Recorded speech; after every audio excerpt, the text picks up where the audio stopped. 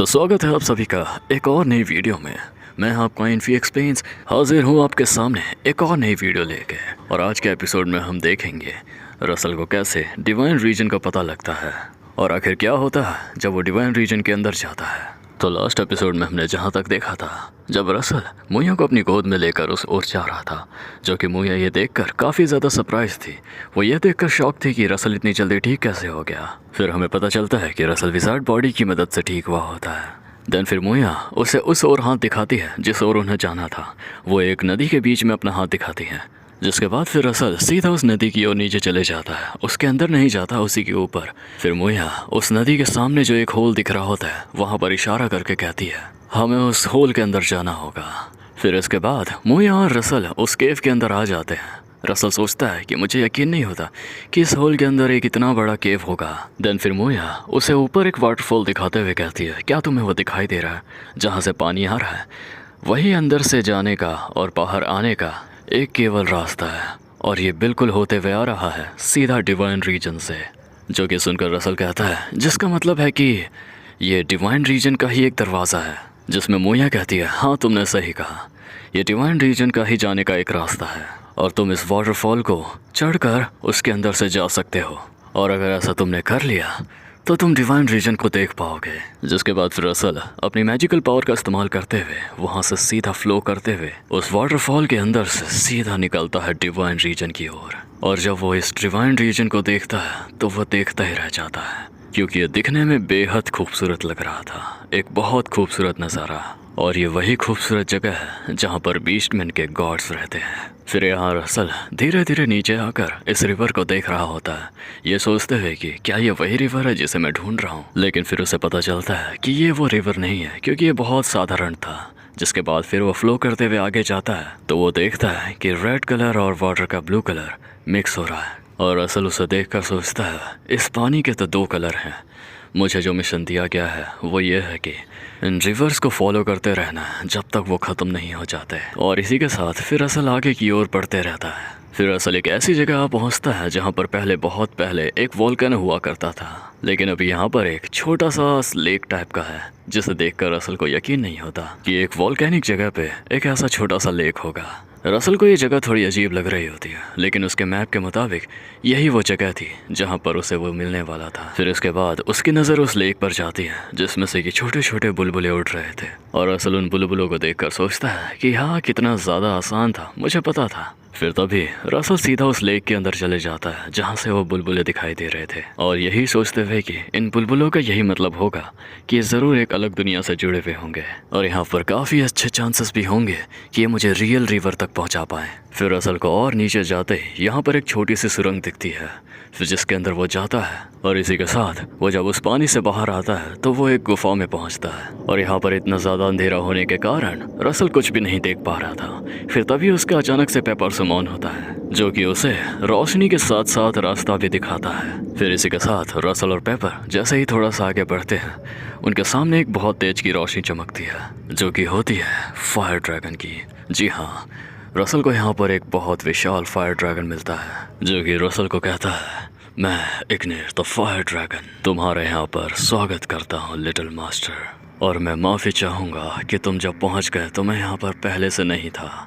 और ये है द डिवाइन वेपन ब्रह्मास्त्र। और यहाँ पर उस ड्रैगन के सामने एक ब्रह्मास्त्र होता है, जो कि दिखने में भी बहुत पावरफुल लग रहा था, जिसे देखकर रसल भी सोचता है मैंने इस अब तक छुआ भी नहीं, लेकिन मैं इसकी एनर्जी महसूस कर पा रहा हूँ, ये सच में बहुत ज़्यादा पावरफुल है। क्या मेरा अभी जो लेवल है उस हिसाब से मैं इसे एब्जॉर्ब कर पाऊँगा? फिर तभी इसी के साथ रसल के पीछे उसका मिशन स्क्रीन शो होता है, जिस पर लिखा होता है तुम्हें इस ब्रह्मास्त्र का इस्तेमाल कर फेनरिर को मैनिफेस्ट करना होगा। जिसमें कि क्लियरली बताऊं तो हमें यहाँ पर यह पता चलता है रसल को फेनरिर से एक बार मुकाबला करना होगा, जिससे कि पता चल जाए रसल इस चीज़ के काबिल है। फिर वहीं हम देखते हैं फेनरिर द बीस्ट किंग वहाँ पर आ जाता है, जिसे देखकर रसल बहुत घबरा जाता है। रसल सोचता है ये तो एक मॉन्स्टर है, नहीं ये तो फेनरिर द बीस्ट किंग है। जिसके बाद वो फायर डिवाइन ड्रैगन रसल को कहता है जाओ अब आगे बढ़ो, और उसे वो ब्रह्मास्त्र दे देता है। फिर जैसे ही रसल उस ब्रह्मास्त्र को पकड़ता है वो एक अलग चीज़ें देखने लग जाता है। उसे आज से काफ़ी समय पहले की चीज़ें दिखाई देने लगती है। वो एक बैटलफील्ड के नज़ारे को देख रहा होता है, वो सोचता है मैं अचानक एक बैटलफील्ड में कैसे आ गया और मैं ये सारी चीज़ें आखिर क्यों देख रहा हूँ। और यहाँ इस बैटलफील्ड में हम देखते हैं कुछ बड़े बड़े जियांट्स हमला कर रहे होते हैं और तभी उधर से एक लेडी आती है और फिर आकर इन जायंट से कहती है तुम लोग अब बहुत पछताने वाले हो।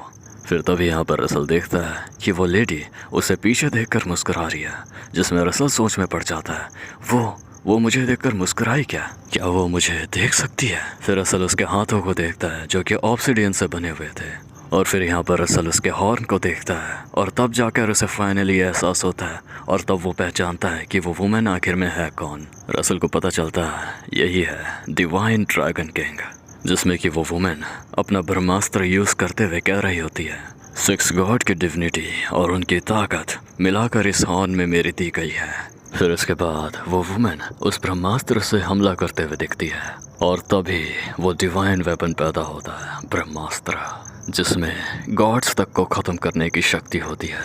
और यही हम देखते हैं रसल भी उस वुमेन के साथ सेम उसी तरीके से उस ब्रह्मास्त्र से हमला कर रहा होता है और रसल ये सीधा हमला उस फेनरिर पे कर देता है और ये ब्रह्मास्त्र जैसे ही जाकर फेनरिर पे लगता है एक बहुत बड़ा धमाका होता है, जिसे देखते हुए रसल सोचता है मुझे ये वार देखने के बाद बिल्कुल भी यकीन नहीं हो रहा कि इस पहले ही वार ने एक गॉड तक को हरा दिया। इस ब्रह्मास्त्र ने एक बीस्ट किंग को एक हिट में हरा दिया और मेरे हिसाब से इस ब्रह्मास्त्र में 8 सर्कल मैजिक की पावर होगी या शायद 9 सर्कल मैजिक की। फिर तभी हम इस ओर देखते हैं फेनरिर अपने इंसानी रूप में आता है और रसल से कहता है oh great master of dragons, मैं ड्रैगन का ब्लड लाइन आपके लिए एक रिक्वेस्ट लेके आया हूँ, प्लीज़ इसे मेरे बच्चों तक पहुँचा देना।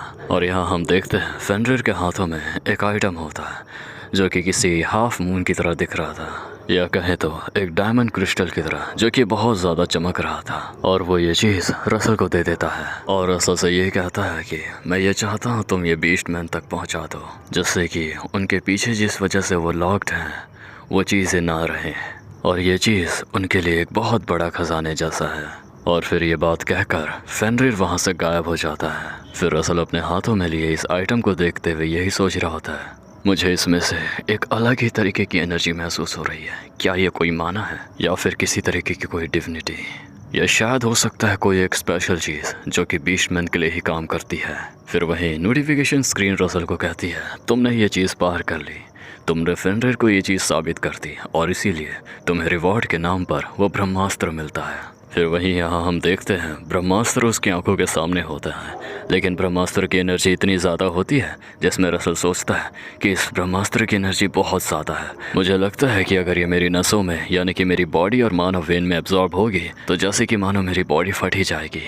और मेरे फायर एलिमेंट को अंडरस्टैंडिंग करने का जो लेवल है वो भी अभी इतना नहीं है और यहाँ पर कोई भी ऐसा तरीका नहीं है जिससे मैं इस दर्द को झेल पाऊँगा। फिर तभी हम देखते हैं रसल पे ये ब्रह्मास्त्र एब्जॉर्ब हो रहा होता है, जिसमें कि रसल को लगता है उस पर यह ब्रह्मास्त्र का अब्जॉर्ब होना बहुत ज़्यादा खतरनाक साबित हो सकता है। अगर रसल 9 सर्कल पे होता और तब जाकर इस ब्रह्मास्त्र को अब्जॉर्ब करता तो शायद उसके लिए ठीक होता, लेकिन फिर वहीं रसल सोचता है अगर मैं अंडरस्टैंडिंग, रिकॉग्नाइज और कंट्रोल पे संतुलित नहीं बना लेता हूँ तो मेरा दिमाग फट जाएगा।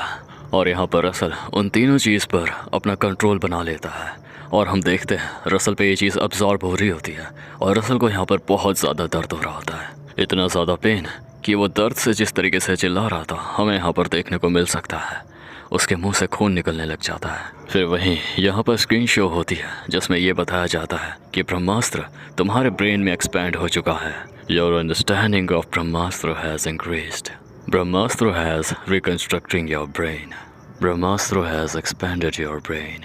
देन हम इसके बाद देखते हैं रसल के ब्रेन में ये सारी चीज़ें एब्जॉर्ब हो जाती है और रसल की आंखें यहाँ पर पूरे तरीके से सफ़ेद हो जाती है और फिर रसल इसी के साथ बेहोश होकर सीधा नीचे गिर जाता है, जिसमें कि उसका पेपर भी उसके पास आ जाता है घबराते हुए और फिर उससे चिपक कर पेपर रोने लगता है।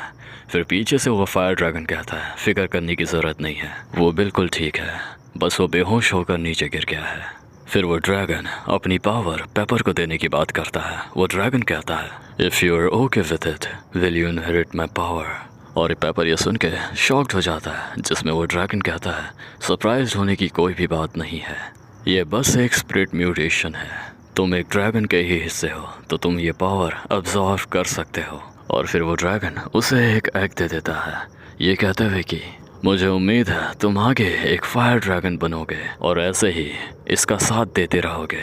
और मुझे इस बात की पूरी उम्मीद है कि तुम इस फायर ड्रैगन ब्लड लाइन को कंटिन्यू रखोगे।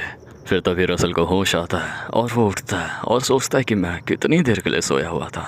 फिर तभी रसल पेपर की ओर देखता है। पेपर यहाँ पर वो एग खाते हुए दिखाई देता है और रसल को इस बात का कुछ पता नहीं होता। फिर रसल उसे पूछता है कि तुम ये क्या खा रहे हो। पेपर कुछ ना बताते हुए खुशी खुशी वो चीज़ खा रहा होता है और यहाँ रसल यही सोच रहा होता है कि पेपर बस एक नॉर्मल सी चीज़ खा रहा है, यानी कि एक नॉर्मल सा अंडा। फिर तभी यहाँ पर हम देखते हैं पेपर के आसपास फायर फ्लेम्स उठने लग जाती है, जिसे देखकर रसल बहुत ज़्यादा शॉक हो जाता है। और रसल के सामने तभी उसकी मिशन स्क्रीन शो होती है, जिसमें कि उसे बताया जाता है पेपर जो कि एक फायर ड्रैगन का स्पिरिट है, तो उसके न्यूट्रिशंस और उसके प्रिपरेशंस अब पूरे होते हैं और पेपर को काफ़ी लंबा समय लग जाएगा इस पावर को अब्जॉर्व करने में। और जैसे ही वो इस पावर को अब्जॉर्व कर लेगा, वो सेकंड जनरेशन का फायर ड्रैगन बन जाएगा। और यहाँ हम इसी के साथ देखते हैं पेपर की आंखें धीरे धीरे बंद हो रही होती है। पेपर ये कहना चाह रहा होता है कि मैं बस सोना चाहता हूँ, मुझे बहुत नींद आ रही है। और इसी के साथ पेपर वहाँ से धीरे धीरे गायब हो जाता है और गायब होते होते वो ये कहते चले जाता है कि मास्टर हम जल्दी ही मिलेंगे। फिर हम अगले सीन में देखते हैं रसल अपने वापस लौट रहा होता है उसी वाटरफॉल के अंदर जाते हुए, और वो जाते जाते ये सोच रहा होता है कि मुझे नहीं पता था कि पेपर इस तरीके से इन पावर्स को अब्जॉर्व करने के लिए गायब हो जाएगा। अगर मुझे पता रहता तो मैं उसके साथ थोड़ा और वक्त बिताता, थोड़ा और वक्त खेलता। देन हम यहाँ पर देखते हैं रसल उस वाटरफॉल से आ ही जाता है, जिसमें यहाँ पर नीचे खड़ी मोया कहती है ओए इंसान इधर। फिर मोया उसे देखने लग जाती है और कुछ सोचने लग जाती है, जिसमें रसल कहता है कि क्या हो गया, आखिर बात क्या है। फिर मोया जवाब देते हुए कहती है मुझे तुम्हारी आंखों में काफ़ी क्लियरिटी और काफ़ी डीपनेस नज़र आ रही है। इन पिछले 5 दिनों में तुम्हारी आंखें काफ़ी बदल गई है, तुमने ज़रूर कोई इनक्रेडिबल चीज़ ऑब्टेन करी है। फिर रसल उनसे कहता है अच्छा वैसे क्या आप ये चीज़ देख सकते हैं, जिसमें से कि वो मोया को वही चीज़ दिखाता है जो कि उसे फिनरिन ने दी थी, वही हाफ मून क्रिस्टल।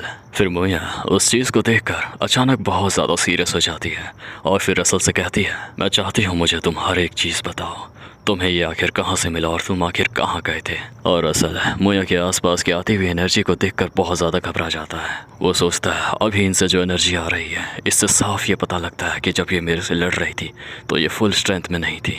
फिर तभी मोया रसल से कहती है अरे वाह, तुम मेरे अंदर की फाइटिंग स्पिरिट को महसूस कर पा रहे हो। वैसे मैं तुम्हारे साथ और तो खेलना चाहती थी, लेकिन ये मून क्रिस्टल इसकी भी कुछ प्रायोरिटी है जो कि हमें करनी है। फिर मोया रसल से पूछती है क्या तुम्हें पता है कि हम बीस्टमैन कलील आइलैंड में क्यों फंसे हुए हैं। फिर रसल जवाब देते हुए कहता है शायद इसीलिए क्योंकि तुम लोग एक दूसरे को प्रोटेक्ट कर सको और तुम संख्या में कम हो इसलिए। फिर मोया गुस्से से चिल्लाते हुए कहती है बेवकूफ़ कहीं के, ये बात नहीं है।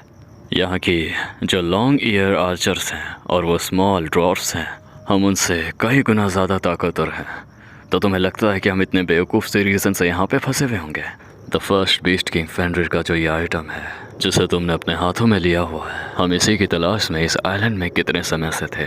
फिर उसके बाद मोया की ये बात सुन के रसल सोचता है अच्छा तो फर्स्ट बीस्ट किंग फेनरिर ने मेरे को इसीलिए कहा था कि ये मेरे बच्चों यानी कि बीस्टमैन को दे देना, जिससे कि वो जिन चीज़ों से बंधे हुए हैं वो आज़ाद हो जाए।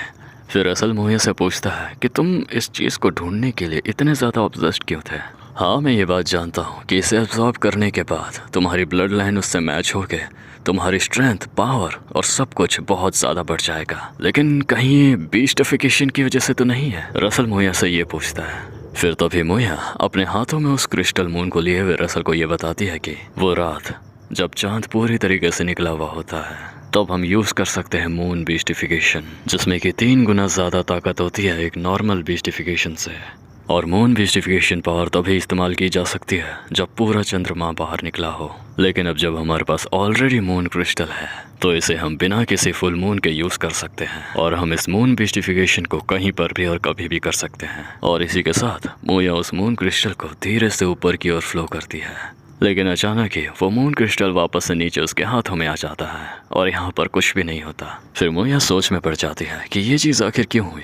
क्या शायद इसलिए कि इसके अंदर मून लाइट जो है वो डिफ्लेक्ट हो चुकी है और फिर वो रसल से कहती है एनीवेज जो भी, अब तुम्हारी बारी है बोलने की, बोलो क्या बोलना है। फिर यहाँ पर रसल मुस्कुराते हुए कहता है कि हाँ कुछ चीज़ें हैं जो मैं आपसे मांगना चाहता हूँ। फिर हम अगले सीन में ही देखते हैं जहाँ पर रसल मुया से लड़ने की प्रैक्टिस कर रहा था और दीवार में जाकर तुरंत ही टकरा जाता है। और यहाँ उस ओर मुया आते हुए कह रही होती है तुम्हारा सांस लेना इतना ज़्यादा बदल क्यों गया है, तुम्हारे इस चीज़ ने मेरे को सच में काफ़ी ज़्यादा चौंकाया।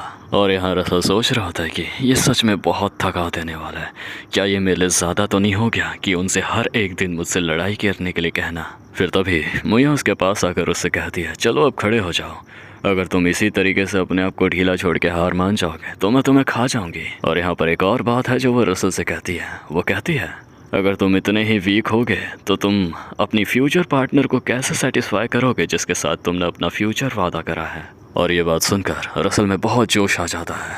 वो कहता है उसकी चिंता आप मत करिए। और यहाँ पर रसल अपने वो काफ़ी सारे स्पेयर्स निकाल लेता है अपने पीछे से और कहता है मैं अपनी फुल एनर्जी में हूँ। और ये होती है Russell Raymond originality magic sphere of death गेबर्ग X5, जिसमें कि सारे वो स्पेयर मुया की ओर आ रहे होते हैं। और वो मुया ये देखते हुए सीधा कह रही होती है बहुत बढ़िया, मुझे तुम्हारा ये एटीट्यूड बहुत पसंद आया।